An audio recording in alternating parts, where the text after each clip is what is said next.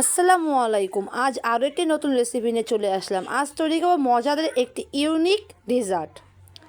খেতে কিন্তু দারুণ মজা। চলুন দেখে আসি কীভাবে তৈরি করলাম এত মজাদার ডেজার্টটি।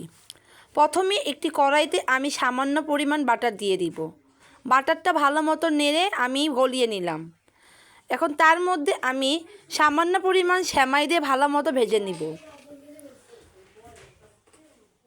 ভাজা হয়ে গেলে আরেকটি কড়াইতে আমি পরিমাণ মতো চিনি দিয়ে নিলাম। চিনিটা ভালো মতো নেড়ে চেড়ে আমি ক্যারামেল তৈরি করে নিব।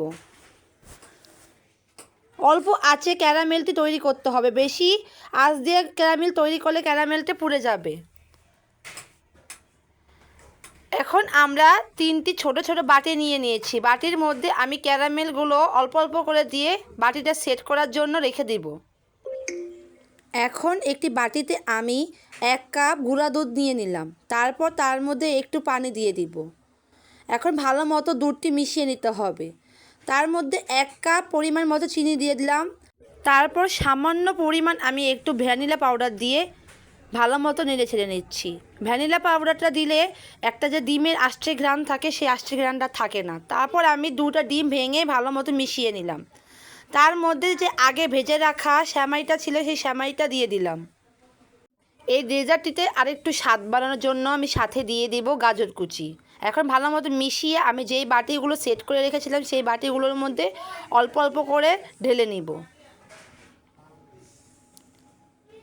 3টা বাটিতেই পরিমাণ মতো আমি ডেজার্টের উপকরণগুলো ঢেলে নিলাম।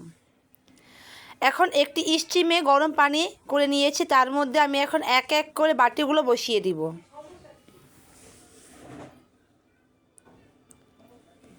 এখন 30 মিনিটের জন্য ঢাকনা দিয়ে আমি ঢেকে দিব। 30 মিনিট পর ঢাকনাটা উঠিয়ে দেখতে হবে আমাদের ডেজার্টটি কি তৈরি হয়েছে কিনা। একটি কাঠির সাহায্যে দেখব যে আমার ডেজার্টটি তৈরি হয়েছে কিনা।